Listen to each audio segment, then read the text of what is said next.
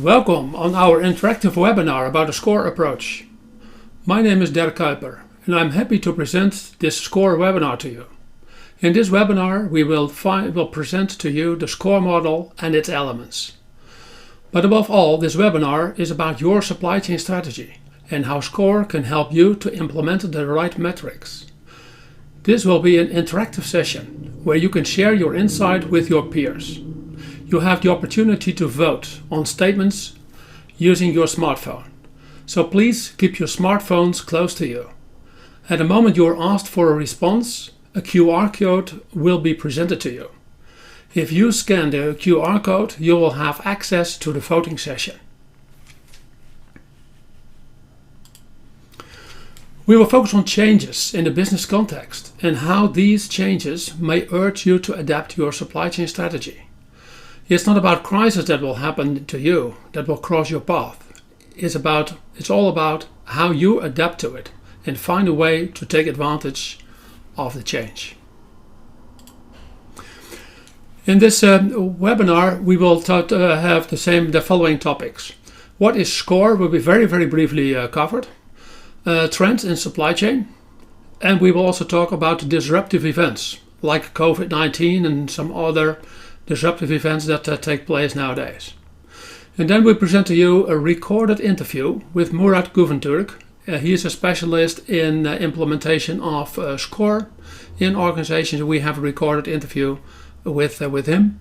After that interview, I will talk a little bit about the SCOR framework and the SCOR improvement approach. And within all these sessions, within the different topics, we will offer you the opportunity to actually participate in the poll.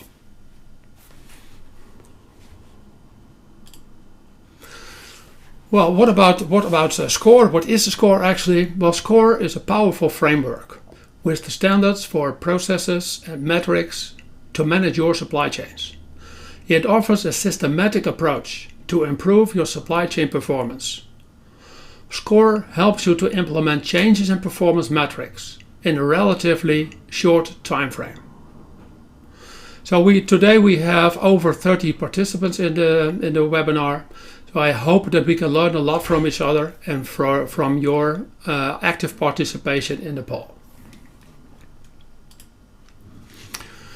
Well, a little bit about the background of SCOR.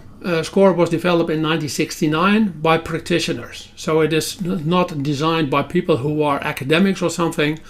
People in the supply chain who felt the need to actively collaborate together on standards for processes, also for standards in performance metrics as well. Later also added to it was the whole complete improvement approach. And if you want to know more about SCOR and want to know not just about the framework of processes and metrics, also want to implement process improvement, scor-p is the right education for you. So we will start with the first poll question. And that poll question will be about your supply chain. How do you define a supply chain? And I know from the SCOR training I have delivered that it is quite a challenge for a lot of companies to determine, okay, what are the criteria by which I define a supply chain? And if you have people from the same industry, they still may have different opinions of what their supply chain is. I'll give you two examples before we go to the poll. Zara, for example, the clothing company, is actually having two supply chains. One for the standard products that are very similar, commodity type products, like white t-shirts, products that you can buy everywhere. There it is important to have the right price. So cost is important over there. Fashionable items, for example, need to have a much more flexible supply chain, from manufacturing suppliers all the way to the stores. And the food producer can also have multiple supply chains. One for medium packaged products, small packaged products for consumer product market, or industrial market may have quite different requirements from the raw materials all the way up to the customer. Or I also have a tech company as one of my customers, and they make a distinction between when productions are produced in high volume standard products and products that need custom design of the customer, where the customer is involved. So these are examples of elements that could become part of your that can be your supply chain. What we now focus on in our poll is that we will look at the different criteria you may use to determine what your supply chain is, to define your supply chains. And you may select more than one answer. So let's go to the poll now.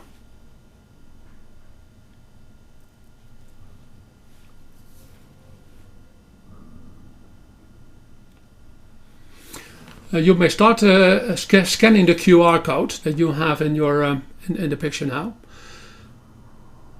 So if you use your QR code scanner, scan this one, then you have access to the poll.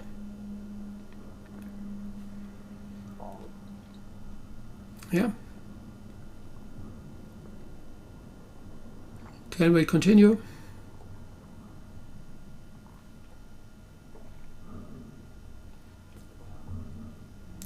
So you may answer the questions.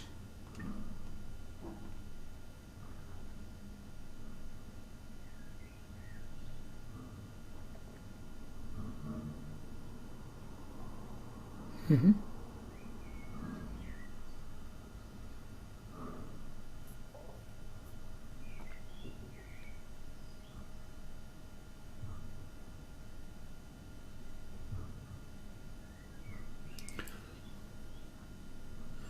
Yeah, we just had five participants and 17 votes. So on average, you're choosing 3 elements that are considered by defining your supply chain. Yeah.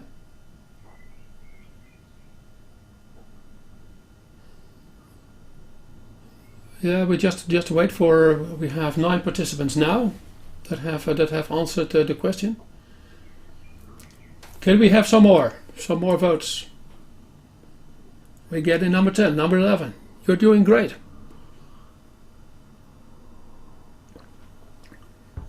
12.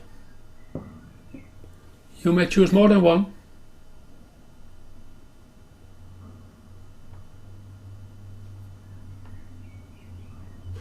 Yeah, I suggest we move on to the next one. But before that, if you look at what you usually see, it's usually a combination, and that's also what becomes very clear of this poll actually, of distribution channel, type of customer, different types of customers may be served by different distribution channels, and usually it's always also about type of goods.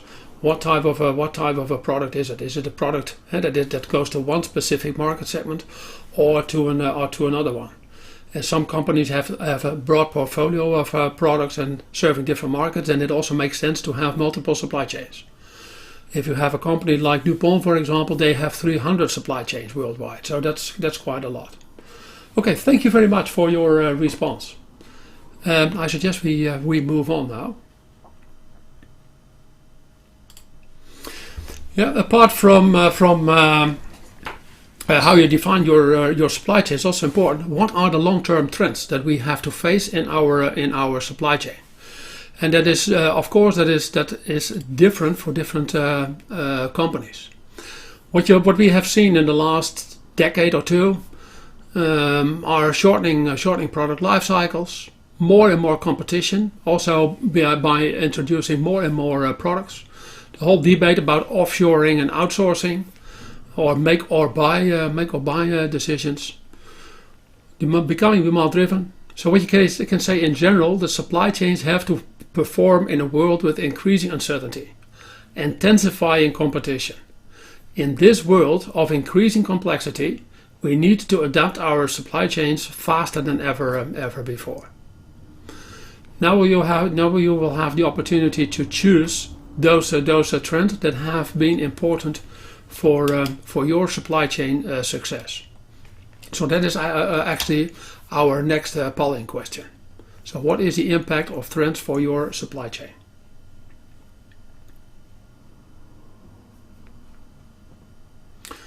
So you may start voting again.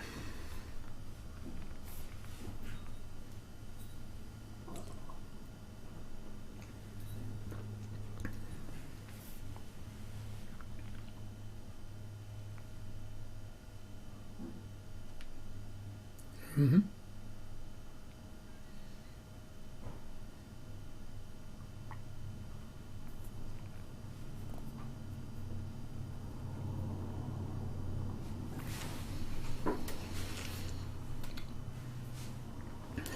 Yeah, you really found out that you are able to choose more answers than just one. Very good. Because we have 36 votes and 12 participants, so on average you give a little bit more than 3 votes. Yeah. Okay, you're doing well. 14. We're making progress.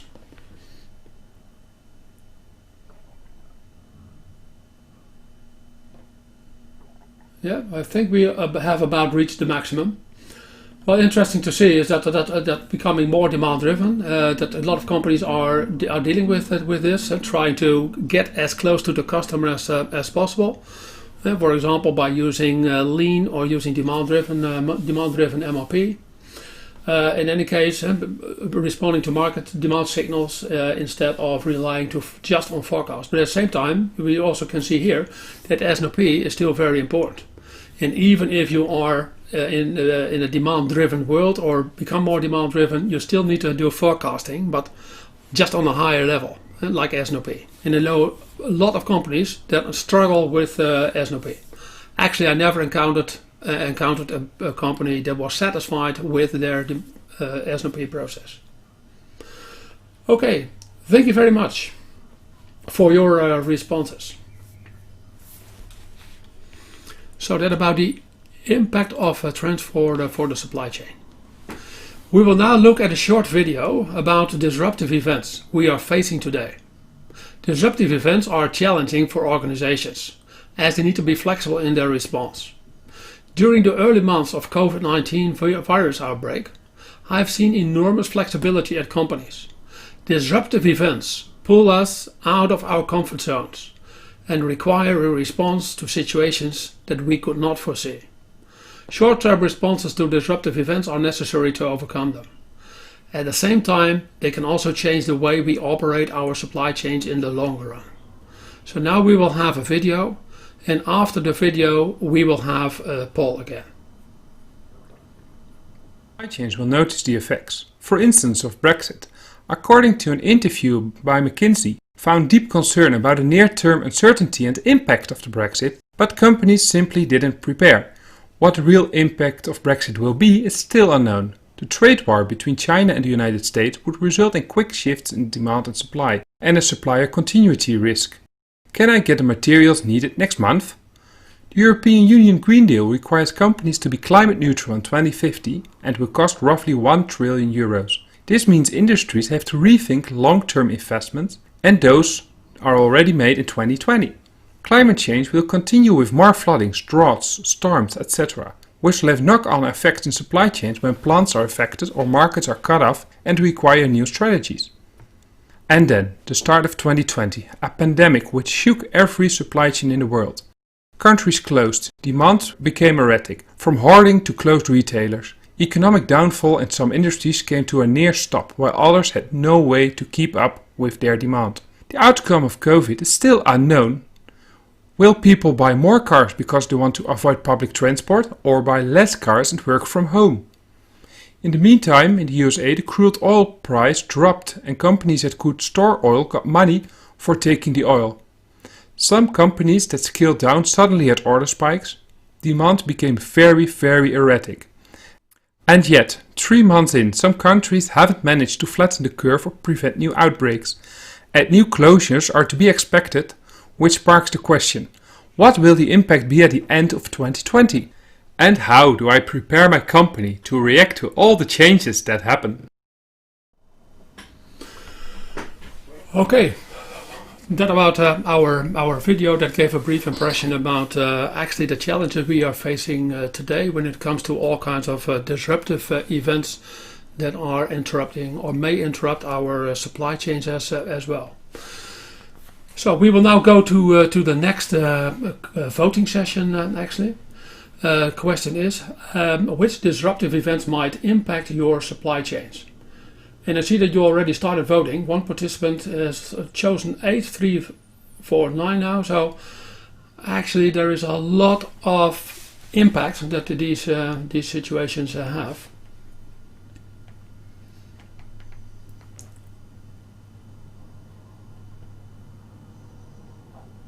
I see a lot of votes coming in now. Very good.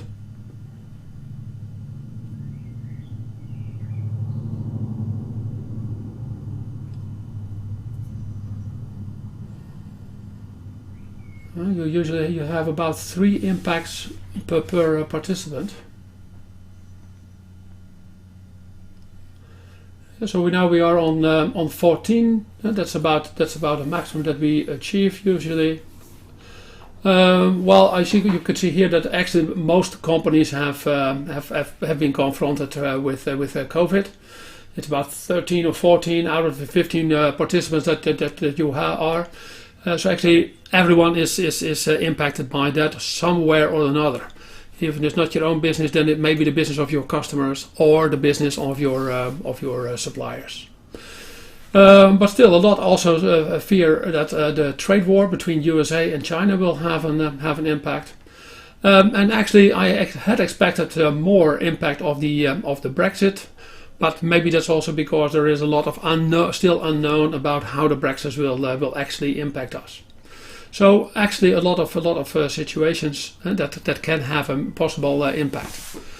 So that about the disruptive events.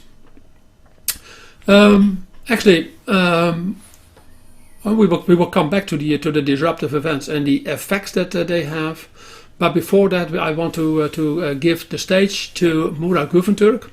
This is a pre-recorded meeting, so this takes about 13 minutes, and after 30 minutes we come back here. Okay, thank you very much, Murat. I know that you're listening, so thank you very much for your contribution during this interview. Well, actually, we talked about the importance of recognizing trends, and also you may be impacted by all kinds of disturbing events that we will talk about later as well. From earlier research, they found that misalignment, that is in the policies of the companies, are the biggest concern when it comes to making actually supply chain improvement work. These are all results that came from a previous research, and actually it matches very well with what Murat just said. It's important to have an integrated view, a holistic perspective, because otherwise you're sub-optimizing. And a lot of companies that I know are actually, well, what they say here, competing supply chain improvements, and because they do not have clear priorities, not clear goals. They do not know how to prioritize different products, and that is when you have a silo approach. You may also look at silo solutions for supply chain problems, and that typically doesn't work. So we will now move on to our next poll question, and that will be about how disruptive events impact your supply chain. So you can place your votes again.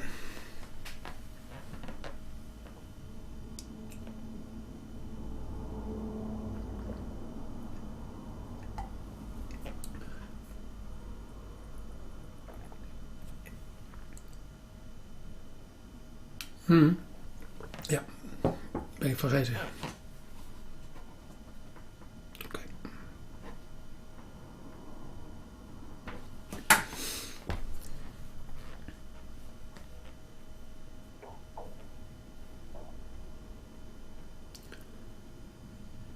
Yeah, 4 participants are responding.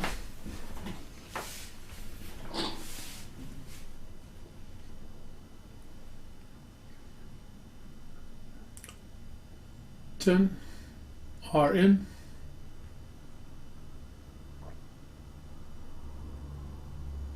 And some are still thinking very hard.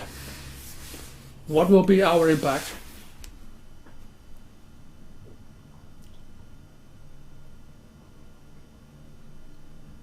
Yeah. Okay, thank you very much for your responses. Well, what we see here, we have to refine our activities and our metrics. That is more, can be more of a strategic Swift. Will return to normal after the event. If you are in a stable business, that could very well be true. And we need to redefine our supply chain. So you may say, well, what is the definition of our supply chain, and how are we just making another split in what we are doing towards the market? And I think that's the next one. We need to change the relative priority. So you still keep measuring the same things, but you have to change the weights. And that's very often the case if there is a disruptive event. The long-term trends may continue, but you may just have a little bit other priorities, making some metrics more important than others. Okay, thank you very much for your response. By the way, it is possible to ask questions during the session. You can ask them in the chat box. At the end of the presentation, we will discuss the questions. Yeah. Okay. Now about SCOR. What does SCOR look like? Well, actually, it is a framework, and a framework that consists of business processes, performance metrics, analysis of business practices. They call best practices or emerging practices or standard practices, and the organization design has to do with people skills. So this is the overview. The first column is about processes. And you may define the model, you use the model to actually define your process steps, as Murat was already talking about as well. And the framework can also be used to standardize process steps, their definitions. And the same is true for performance. At the moment that you are using the standard performance metric definitions, then you know that your performance is comparable, can be benchmarked with those of others. And it can also work very fine within a larger company. I talked earlier about DuPont, for example. They used to have, a few years ago, 400 supply chains. And they were all before they adopted the SCOR model, they were all measuring performance in their own way. And you could imagine that they had a lot of discussions, a lot of issues, and it saved them a lot of time that they started to work with the performance metrics as defined in the SCOR model. But when it comes to the improvement of the performance of the organizations, it's very important to actually know what are the developments that are out there, that are available to professionals in the supply chain. And they can use the best practice analysis for. Up at this moment, there are about 180 or even a few more practices that can be used to evaluate whether or not they are suitable for improving the performance of your organization. There are much more practices that may not mentioned over there, smaller practices or practices that apply to a smaller market or very specific businesses, so that can be included as well. It is not a closed framework, it's an open framework. But about the 180, they were all connected. You can see for each practice, how do they relate to performance metrics, how do they relate to our processes. So it saves you a lot of time if you want to solve a metric or a process issue using the best practices. And very important in making changes possible in the supply chain is your organization design, the structure, how you allocate work to the diversity of departments. That was also mentioned by Murat as well. And that's where the people element comes in, because people have to do the job, they have to make the change possible. So this is the overview. And the next part, when you look at the first column, the processes actually, it is all around plan, source, make, deliver, return, and also enable. Enable are the supporting functions in an organization, in a supply chain, and that can enable the success of your supply chain or multiple supply chains if you have them. And what you can also see very well here is not just about our own organization, also our customer and our customers of the customers, and also our first and our second tier suppliers, and to actually integrate the supply chains. Yep, this is on the high level: plan, source, make, deliver, return, and enable. And there is a clear structure in the model that says, well, we are actually defining a process on a high level, and each level is more detailed. And that way you can go 3 levels deep in total. The score model has its own naming conventions, so you have to get used to it. Once you get used to it, it is very well suitable. And it gives you more elements than you actually need for your process. So you can just select what you need to actually define your processes that fit your organization. And we also have a level 4. And level 4 is actually all the processes, practices, IT that you have to get in place, get in order in your own internal environment or in your own internal supply chain, and to actually implement it in your own system, in your own organization. So that about the hierarchy of process steps. And we also have a situation like that with 3 different levels on the metrics. And actually we have 2 groups of metrics. One of them is customer or market focused, and the other one is finance focused. Cost and assets, cost and investments. And on the high level we have 10 performance metrics, level 1 metrics, and actually if they take the first one, perfect order fulfillment means that how many times do we deliver a perfect order to our customer. And the reasons behind that, what makes a perfect order, is actually determined on the lower level. For example, in here, we look at the second column, level 2, says, well, why is it not achieved? So one of them, it should be in a perfect condition, should be the right quantity with the right documentation, etc. So those are on level 2. And on level 3, you have a diagnostic of the level 2. So you can go in depth, level by level, to get the explanation to the performance gap that occurred on a higher level. And here again, first 3 are completely described in the 1,000 pages of the SCOR handbook, and the level 4 is company specific. It can be based on your technology or your practices or procedures that are company specific. So that was the second column. The third column is about the practices. And in the SCOR 12 reference materials, SCOR business practices are included. This is a list of over 180 practices, and they are categorized as emerging practices, best practices, and standard practices. Emerging practices are practices that look promising but are not widely used yet. And because these are new practices, there may be more risk and effort involved than in practices that already have proven to be effective and are well implemented. And best practices are current, structured, and repeatable practices that have a proven and positive impact on supply chain performance. And these have moderate risk when you implement them. And actually the standard practices, and those are standard practices represent the way in which a wide range of companies have historically done business by default, and these are considered low risk but also low payoff.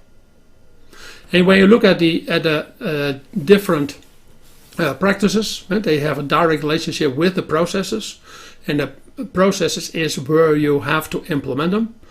So that's very important to consider the relationship between those two. But actually the practices also have a direct relationship with the performance, as we will demonstrate shortly. Well, the practices actually can also be grouped together.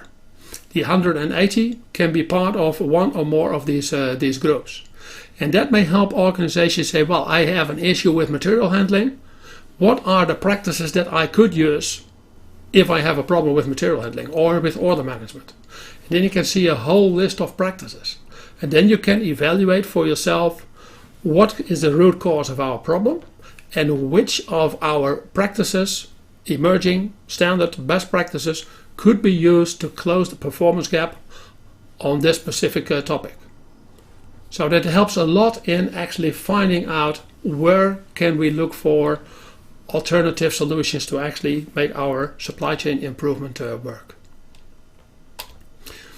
Another part of the framework is the people part. What is the experience of people, and especially what is their training? Experience and training are part of the SCOR model, and what used to be part of it is aptitude. It's about your attitude and your possibility and your psychological profiles, but actually now it is much more focusing actually specific on experience and training that you need to actually apply in processes. You can see that people are not directly related to metrics because people work in processes, and in processes they make the difference. They create the performance, and they work with practices. Yeah, so that's very briefly about the people impact, but still very relevant. If you want to introduce or improve your supply chain, you can say, well, we have some standard steps, the implementation roadmap, and that also is a process as is described in the book of Peter Bolsdorf, where Murat was referring to, and the book of supply chain excellence. And that is what it starts with. Do we have stakeholder support? Next one, what is our problem? And what is the context in which the problem is relevant? And where should we look for a solution? And then we'll start analyzing the performance. Sometimes you have to determine the performance metrics up front and then collecting data. So the first project may take a little bit more time than later products, and then develop a project portfolio. With a project portfolio is a list of potential solutions, and then that one is evaluated based on each alternative project. What will be the effort? What will be the payoff? Is it wise to do? How does it fit with our supply chain maturity, organizational maturity? So have a risk impact analysis. And the implementation is the real start of one or more projects to actually focus on the performance. Yeah. So that about that part. And what you see with most of the organizations that have implemented a score, they have, this comes from a research that's done by Peter Bolsdorf of the Supply Chain Council, that inventory turns go up, efficiency goes up, more flexibility. So actually this is about SCOR, this is about the framework, but at the same time this is also about the processes, the practices, and all the tools that you have available to actually improve the performance of your supply chain. But here you see what the improvements could be. What is new in the SCOR model is the fact that there is also a digital score now. The digital score will be implemented. We will start giving courses in digital score. Will also become part of the scor-p program that we will offer later in the year, and that's actually an online version of the SCOR model. Yeah, and if I give you a brief presentation, so you could say, well, these are the elements that we have seen before: plan, source, make, deliver, return, and enable.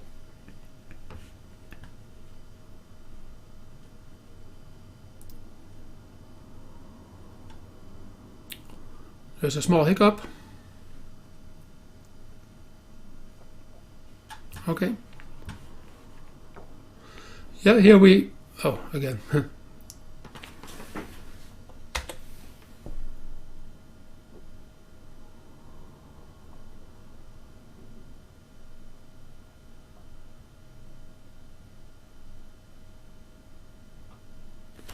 Just a moment, please. Okay.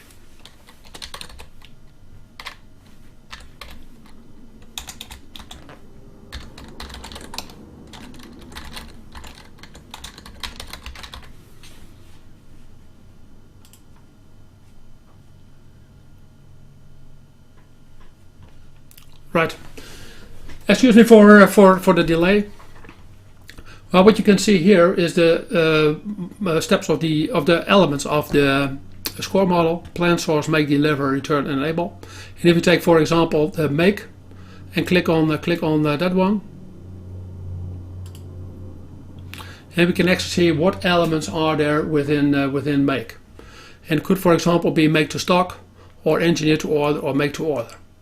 And at the moment that we click on that one, the level 2. and we get a specification on the right hand to say, well, what are the hierarchy of activities that could be used.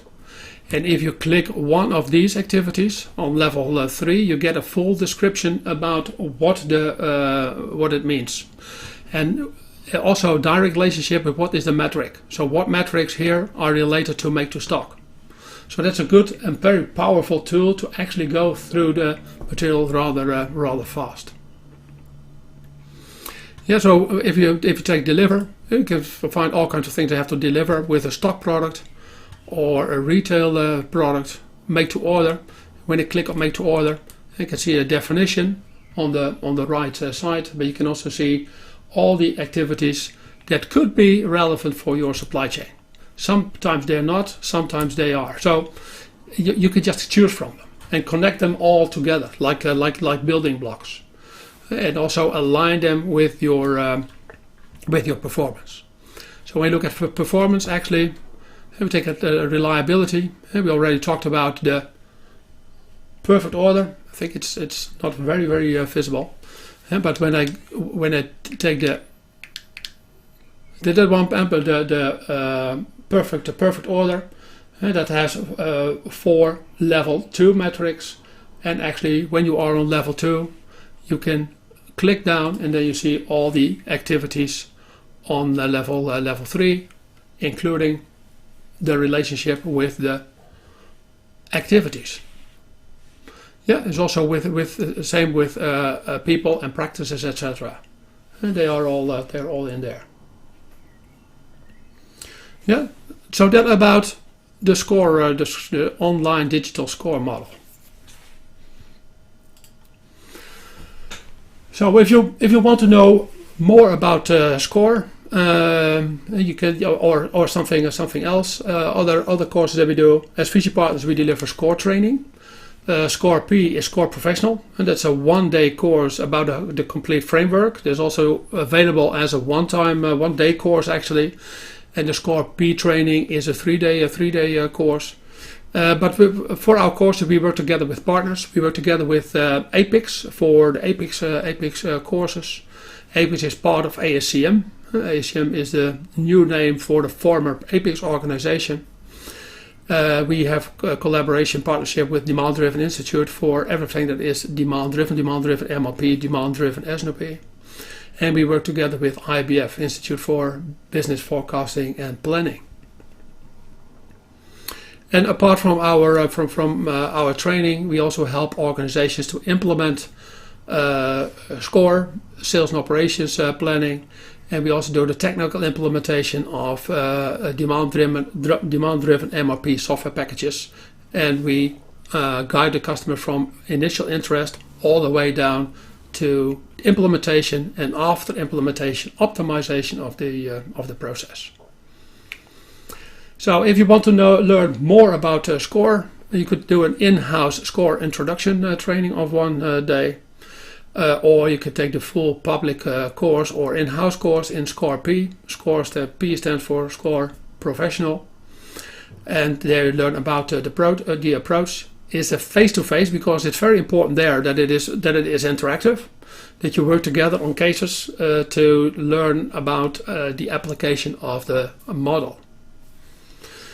So that about our courses that we will have on SCOR, and the first one public course will start on November the 19th, and in-house courses can be started at any point based on availability from the side of the organization and from our side as a supplier. Good. Gives us the next one. Any questions?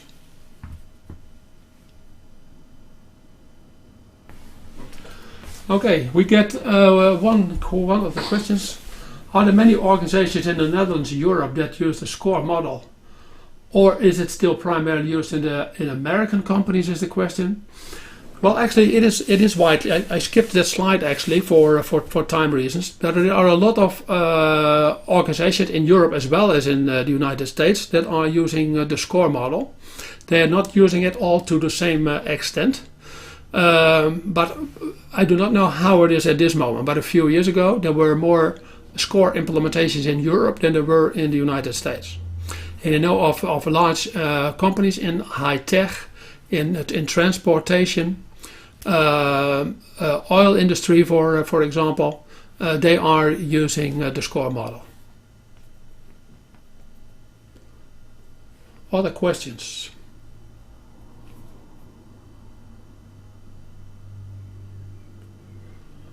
Okay, there are no further questions at this point. I wait for 30 seconds to give you the opportunity to ask your questions. Okay.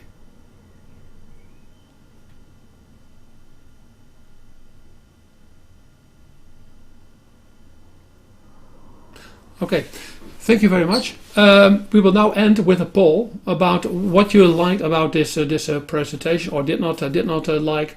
And we like your feedback so that we can take that back and improve our performance, because we have processes to improve as well, because it can always be done better, the job. So I would highly appreciate your feedback.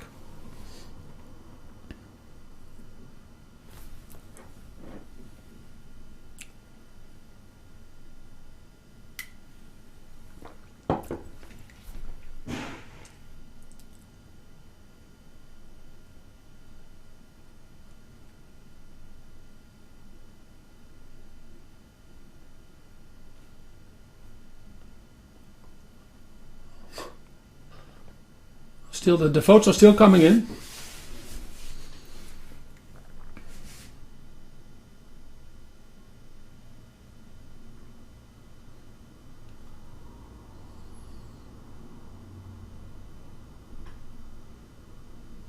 Sorry? Yeah. Okay. Very good. Still someone coming in. There was a 13th. Okay, thank you very much. Well, in case you have any questions about SCOR or other topics that have to do with supply chain management or supply chain management improvement, so please don't hesitate to contact me. You have all the details from Mary as well. You got from her the link to connect to this webinar, so you can address questions to her as well, but you can also go to me, dirk.kuiper@visiepartners.nl. Thank you very much for your participation. Hopefully you enjoyed it. Actually, I got the feedback from you that you did, and hopefully I can welcome you next time. Thank you very much. Thank you to you as well, Murat, for your contribution.